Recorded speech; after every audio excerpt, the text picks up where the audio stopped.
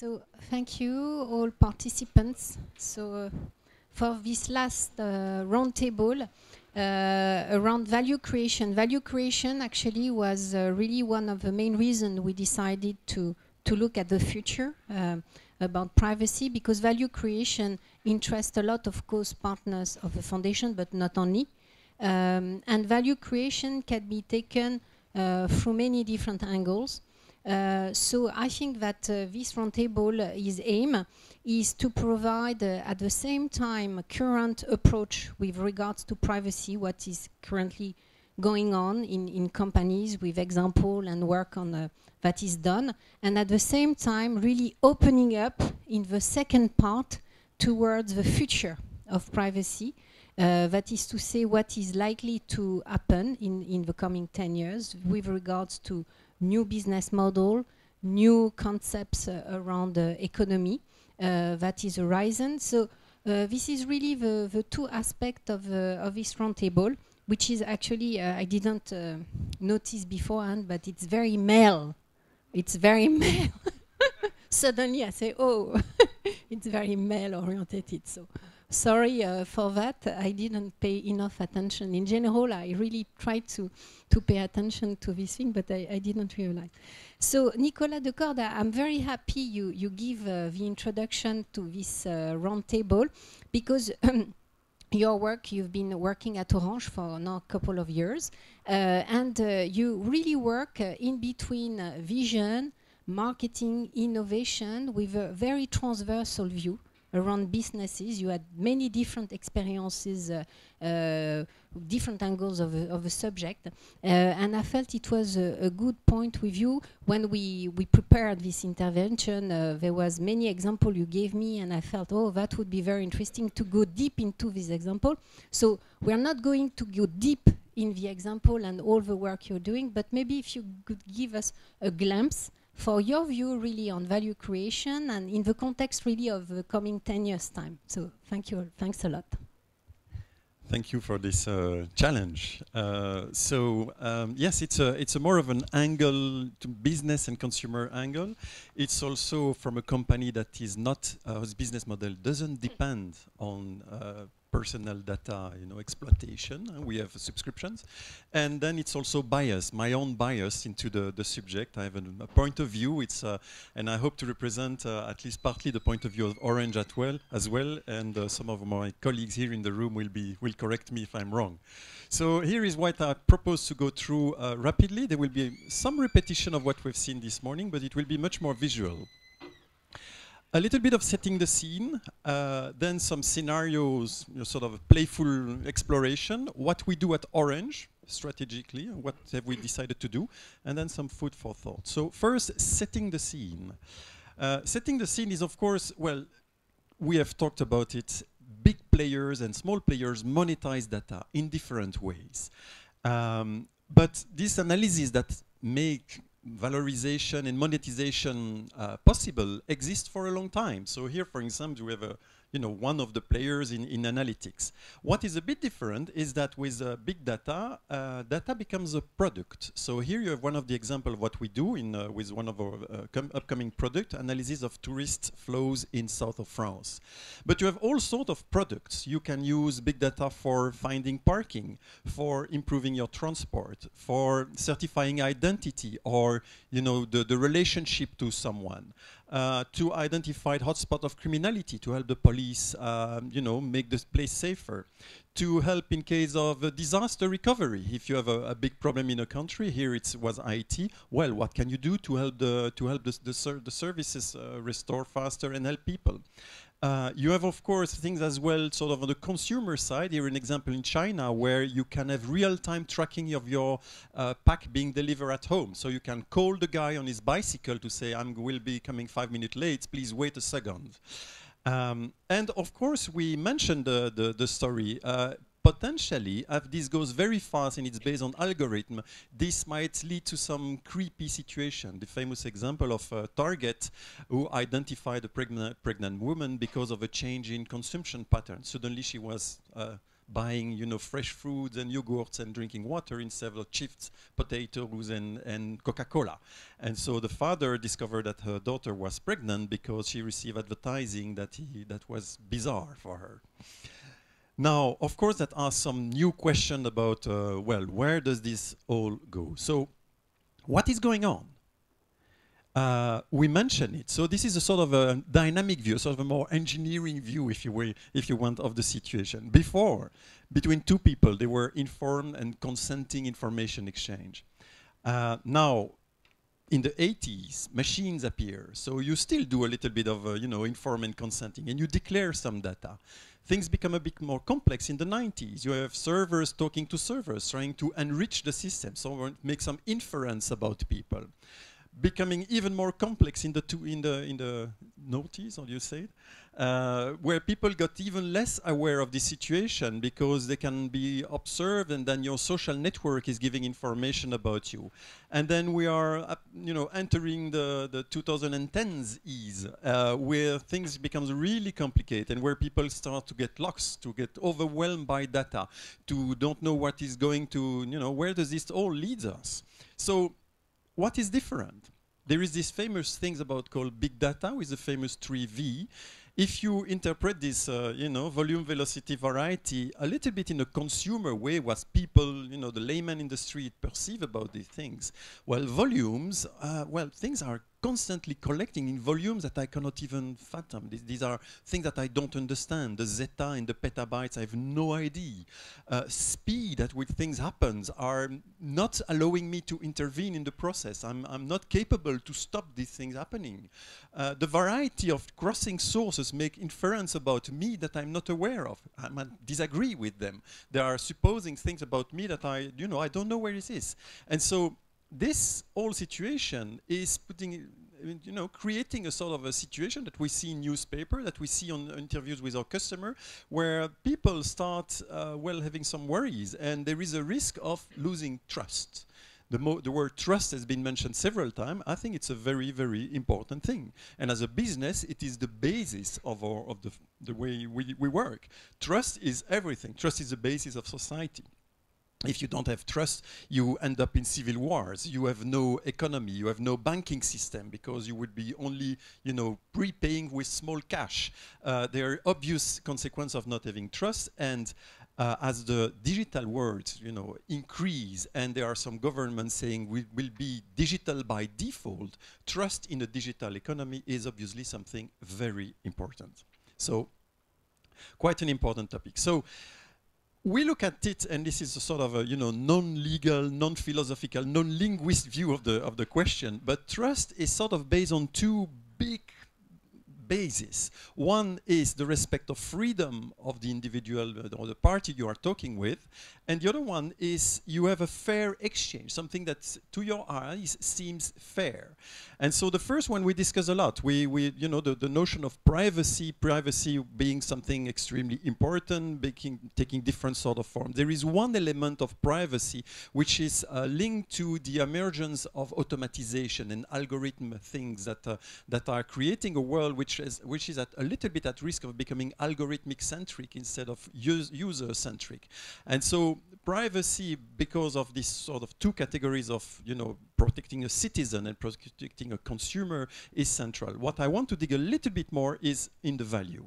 So value is, you know, it's there. Exploiting the value of personal data is already happening. Everybody knows it. And it's through an extremely complex value chain with hundreds of thousands of actors, from very large to very small. And so it's a complex chain that needs to be addressed if we want to modify something. And its value, the value that we're talking about, it's reaching 1,000 billion euro in Europe, according to the Boston Consulting Group. Whatever that word, you know, that numbers means, if it's half of it, it's already gigantic. And so it's an extremely big amount of money that makes that there is really an interest for looking into this value thing.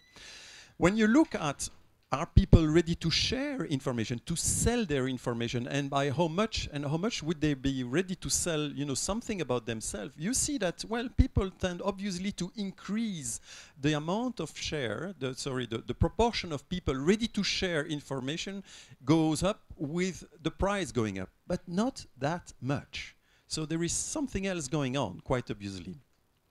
And the thing that is going on is maybe that's a sort of a different angle into the problem from what we've seen today.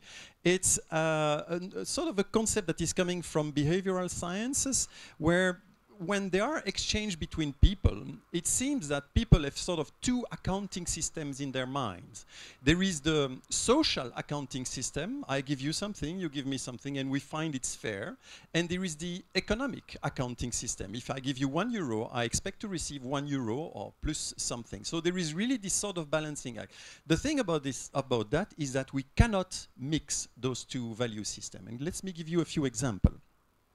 If you give a nice book, a gift to someone, and you say, here is something, I found it for you, I like what you read, I thought this one would be very interesting.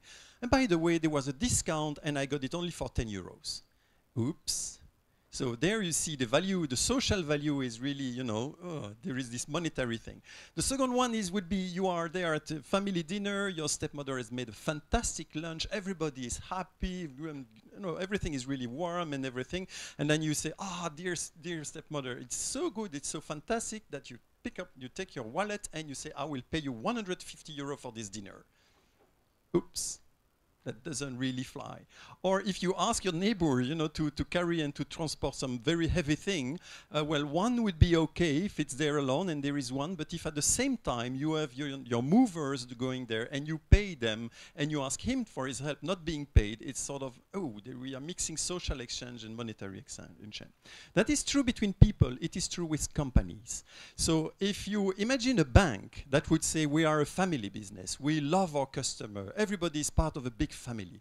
Well, if you have a problem of payment and you go and see your banker, what you would expect in that situation is that he says, oh, I'm terribly sorry, what happens to you, what can I do, let's stop immediately the reimbursement process, come back whenever you are ready. Those kind of, friendly family attitude.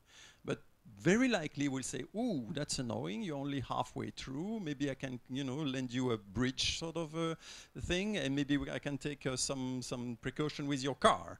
And so this is really mixing the system, which obviously cannot happen. And so the evolution of the concept of monetizing money, monetizing personal information is confronted to that question. We have exchange of information for one purpose.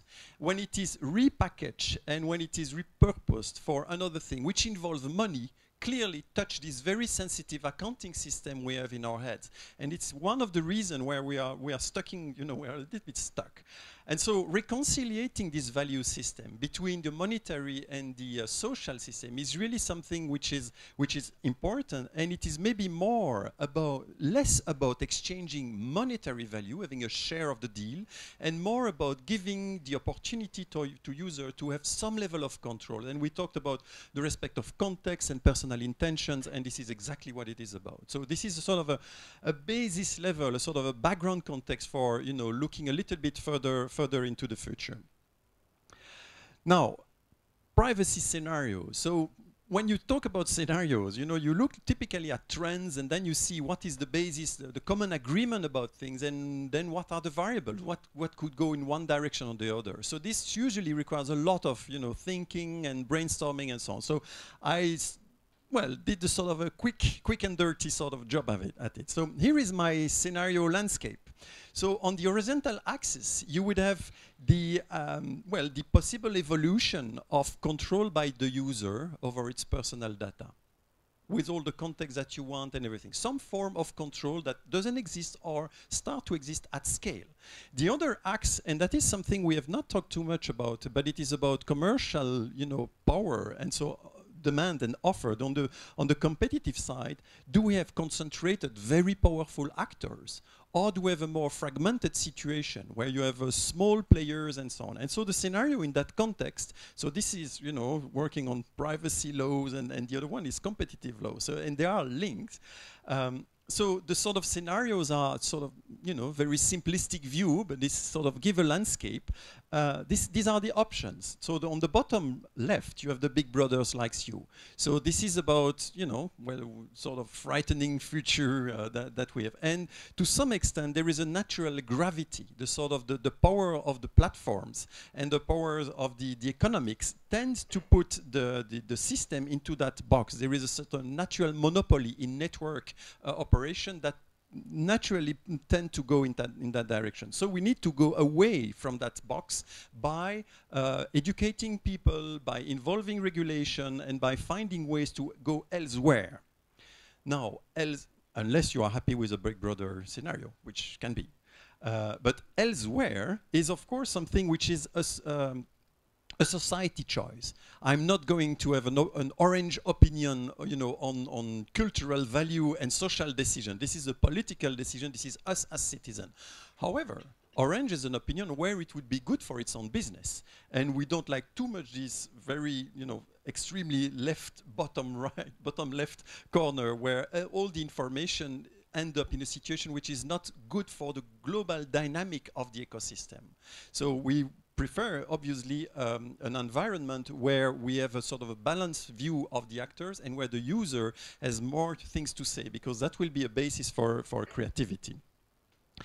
So we mentioned a lot of regulation levers, things that a regulator can do, from Bill of Rights to political debate about some automation, trust-based standard, emergence of third parties, privacy by design, and so on and so forth. And so these are all levers that we could use, and I'm not at all a regulatory expert, but these are indeed the tools that are under discussion to move the position of into a more favorable scenario.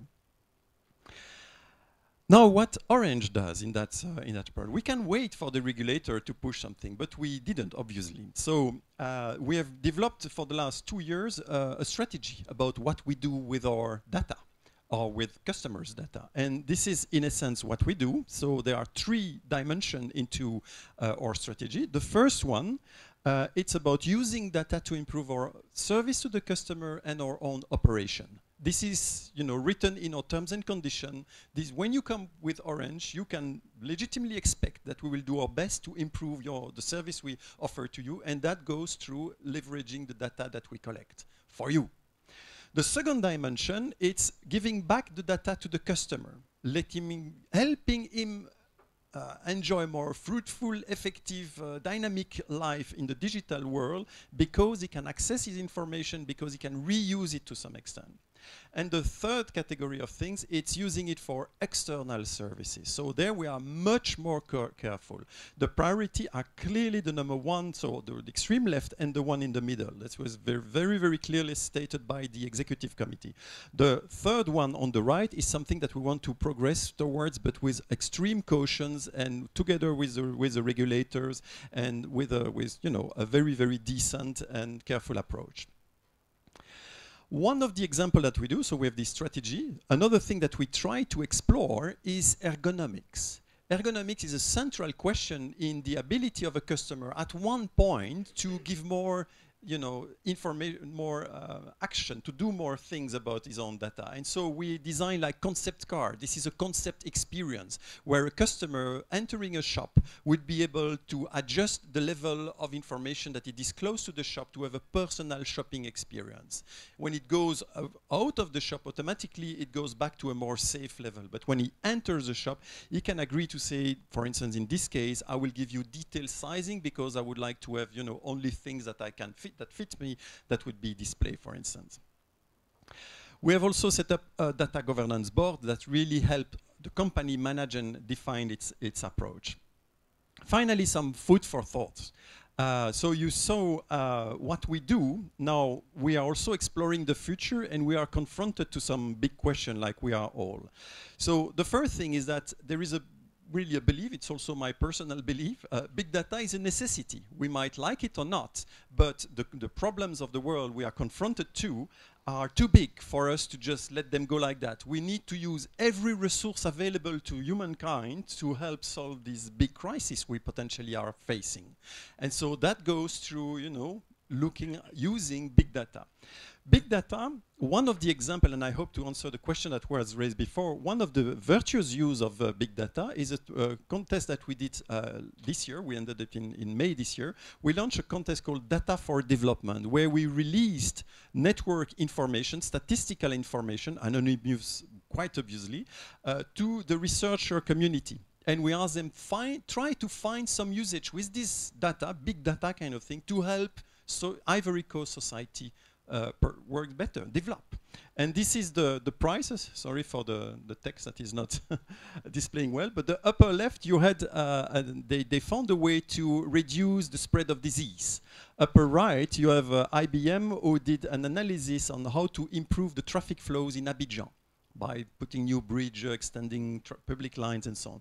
Bottom left was the analysis of social structure and the dynamics of population and ethnicities in Ivory Coast, and the bottom right was a prize for visualization. So what I believe is that to some extent, big data is a little bit like discovering a new technology, a sort of like a DNA for the world. When Crick and Watson discovered the DNA, they find information about the living organisms, plants, animals, human beings. And so if you get this information, and you can start to manipulate the living. And that is also a lot of, a source of a lot of innovation and value and so on, but also a lot of question, ethic question, regulatory question, and setting up chain of control, limited usage, and so on. And now we start to be able to use, genetic technologies to improve some dimension of our, world. Big data is a little bit the same thing. We need to learn. We need to learn to use that technology in a responsible way. And finally, I have a question for you all. We are digital migrants. And I've been a migrant for some years in the UK. We moved for the UK for a number of years, and when you are a migrant, the first thing you are confronted is language. You don't master the language. So you are there stuck with, you cannot talk almost. And then there are all these sort of small cultural thing. You see, well, how do people meet? They shake hands? No, they kiss on one cheek, like in Belgium, on two cheeks, like in France. All this sort of little variation. Do you make a gift? Do you take off your shoes when you enter a house? All these little cultural things that are not your culture of adoption. And I believe that we are migrants in the digital world. If you are above 30, you are a migrant. And so what can we bring in this country of adoption, which is a digital world, that it was something good, like you would be importing, Chinese foods or Belgian chocolates from one culture to another culture. But what can we bring to the digital world? And I believe privacy is definitely, at least in my opinion, something that we should bring from one country to a new one. Thank you.